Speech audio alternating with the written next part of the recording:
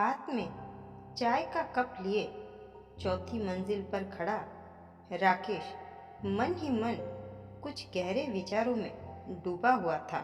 सुबह की ठंडी हवाएं आज उसे दर्द दे रही थी, दुख पहुंचा रही थी और वह इधर उधर चुपचाप नजरें दौड़ा रहा था। ऐसा लगता है कि जैसे कुछ ढूंढ रहा है।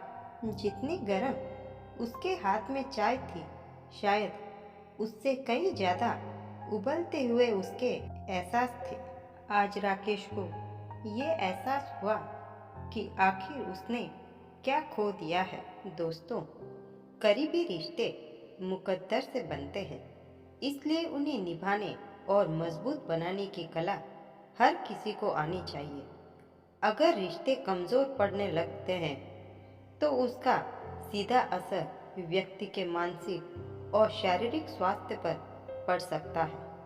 इसी वजह से छोटी मोटी खिटपिट को नजरअंदाज करते हुए रिश्तों को तहे दिल से निभाना चाहिए। हम सब जानते हैं कि जिस रिश्ते में प्यार और इज्जत होती है वही रिश्ता आगे तक जाता है।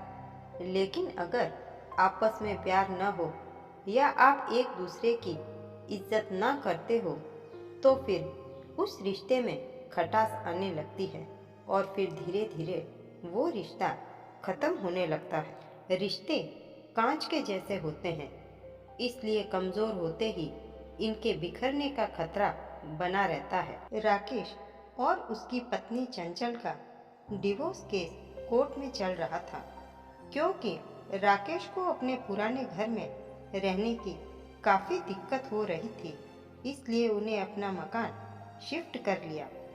राकेश ने सोचा कि यहाँ अकेला रहूंगा तो हमेशा परेशान ही रहूंगा, इसलिए उसने एक आलीशान भीड़ भाड़ वाली सोसाइटी में मकान ले लिया। उसी बिल्डिंग में ग्राउंड फ्लोर पर एक बुढ़ा और बुढ़िया रहते थे।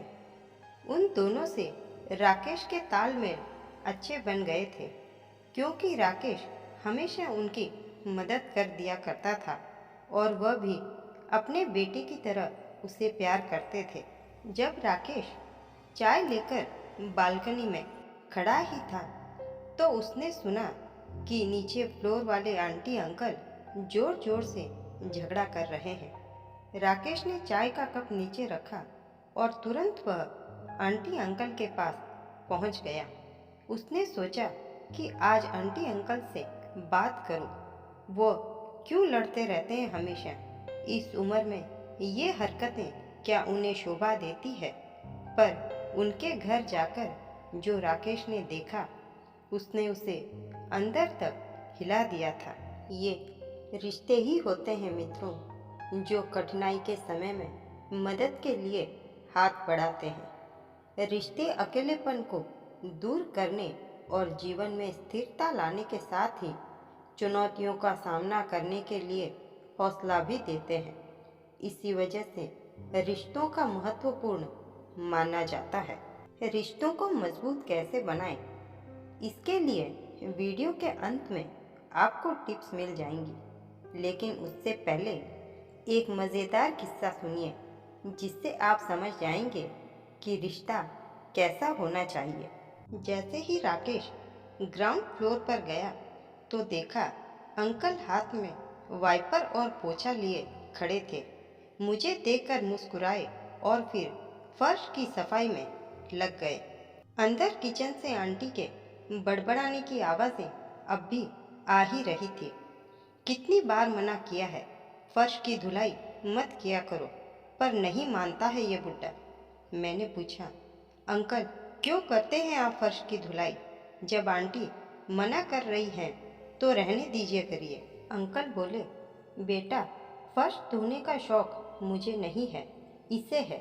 मैं तो इसके लिए करता हूँ ताकि इसे ना करना पड़े।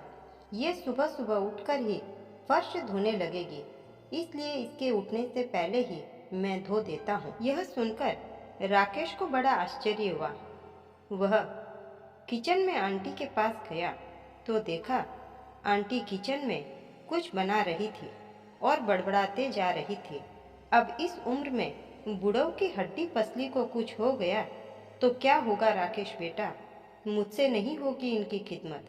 आंटी ने पराठों की तैयारी कर रखी थी और सील बट्टे पर चटनी पीस रही थी। तभी राकेश बोला, आंटी आपके घर में मिक्सी है तो भी आप सील बट्टे पे चटनी पीस रही हैं। तभी आंटी बोली, तेरे अंकल को बड़ी पसंद है सील बट्टे की पीसी चटनी, बड़े शौक से खाते हैं, दिखाते यही हैं कि उन्हें पसंद नहीं है। उधर अंकल भी नहा धोकर फ्री हो गए थे। उनकी आवाज़ मेरे कानों में पड़ी, बेटा राकेश, इस बुढ़िया से पूछ रोज़ाना मेरे सैंडल कहाँ छिपा देती है। मैं ढूंढता हूँ और इसको बड़ा मज़ा आता है मुझे ऐसे देखकर। राकेश ने आंटी की तरफ देखा तो आंटी चाय का कप हाथ में लेकर मुस्कुराती हुई बोली, हाँ मैं ही छुपाती हूँ इनके सैंडल, ताकि सर्दी में ये जूते पहनकर बाहर जाए, ताकि इन्हें सैंडल से सर्दी ना लगे। देखते नहीं हो कैसे इनकी उंगलियां सर्दी की वजह से सूज जाती है, इसीलिए मैं सैंडल छुपा देती हूँ। इसी नोक झोंक के बीच में तीनों ने नाश्ता किया। राकेश को इस नोक झोंक के पीछे छिपे प्यार को देखकर बड़ा अच्छा लग रहा था। जैसे ही अंकल का नाश्ता खत्म हुआ, उन्होंने आंटी से कहा, थैला दो मुझे, सब्जी ले आऊं बाजार जाकर। नहीं, कोई ज़रूरत नहीं है थैला भर भर कर सड़ी गली सब्जी लाने की, आंटी गुस्से से बोली। आंटी को गुस्से में देखकर राकेश ने पूछा, अब क्या हुआ आंटी? राकेश आंटी की ओर सवालिया नज़रों से देखता हुआ उनके पीछे पीछे किचन में गया। 2 कदम चलने में सांस फूलती है बुड्ढे की। थैला भर कर सब्जी लाने की जान है क्या इनमें? बहादुर से कह दिया होता तो वे सब्जी भिजवा देता, पर इस बुड्ढे को कहाँ समझ में आती है मेरी बातें। राकेश कुछ बोलता इससे पहले ही आंटी ने अपना बड़बड़ाना चालू रखा और कहा, मॉर्निंग वॉक का शौक चढ़ा है बुढ़ऊ को, तो पूछ उनसे क्यों नहीं ले जाते हैं मुझे भी साथ में, चुपके से चोरों की तरह क्यों निकल जाते हैं। आंटी ने जोर से राकेश से कहा।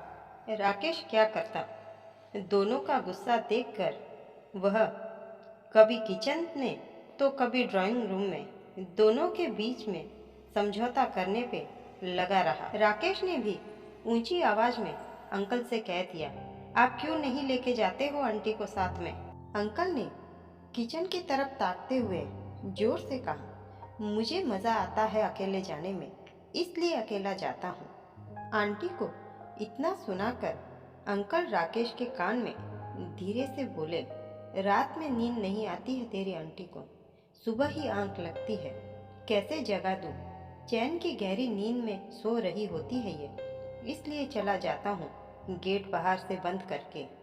इस नोक झोंक पर मुस्कुराता हुआ राकेश मन ही मन मुस्कुराता हुआ अपने फ्लोर पर वापस चला जाता है। कुछ ही देर बाद बालकनी से देखता है तो अंकल आंटी के पीछे दौड़ रहे होते हैं। अरे कहाँ भागी जा रही हो, मेरे स्कूटर की चाबी तो मुझे दे दो।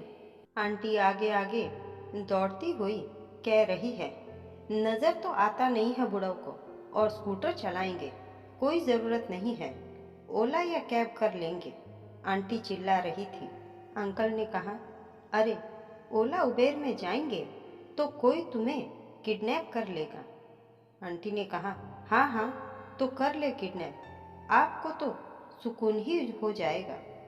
अंकल और आंटी की ये बेहिसाब नोक झोंक तो कभी खत्म होने वाली नहीं थी, लेकिन आज राकेश समझ गया कि इस तकरार के पीछे छिपी थी उन दोनों की एक दूसरे के लिए बेशुमार मोहब्बत और फिक्र। राकेश आज समझ गया था कि प्यार वो नहीं जो कोई कर रहा है, प्यार तो वो है जो कोई निभा रहा है। दोस्तों, सच्चे रिश्तों का यही मतलब होता है, एक दूसरे के लिए केयर और अंडरस्टैंडिंग होना बहुत ज़रूरी है। सच्चे रिश्ते में प्यार भले ही कम हो, लेकिन एक दूसरे की इज्जत हमेशा ही ज़्यादा होनी चाहिए।